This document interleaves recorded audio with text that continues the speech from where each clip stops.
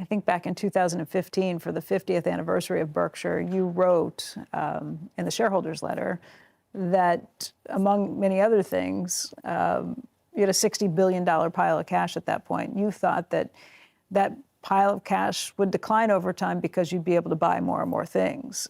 Now you've got almost $160 billion in cash. Is there an opportunity for a really big purchase with that? And do you think you'll see one? Well, of course, there's an opportunity for a purchase a lot bigger that people can make who don't have us 160.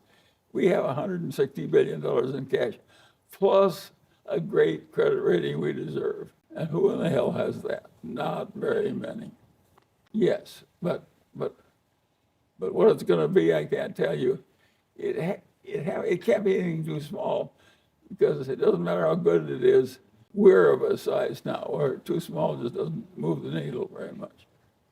So we need something big to come along and use up all our cash and some borrowing. But who's more likely to find something than a guy who has $160 billion in cash, plus a long history of buying bargains? I don't think it's hopeless.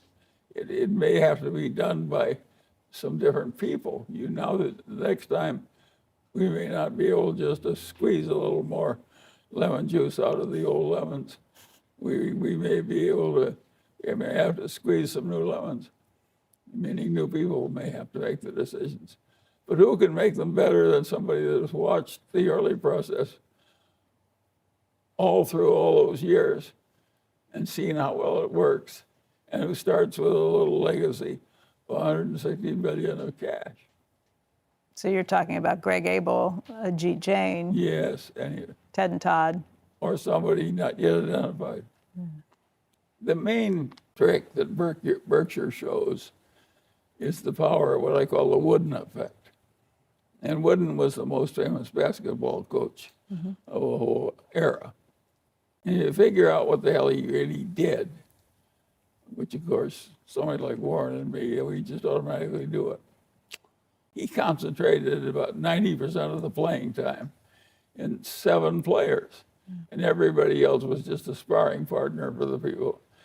And that turned out a great system for winning at basketball, because you identified your best player and concentrated so much of the playing time on your best player. And more playing creates better. You learn by playing in a way you can never learn just by shooting practice baskets. So he concentrated all his playing time on his best players. Simple idea. That's what Berkshire did. Of course, it worked better.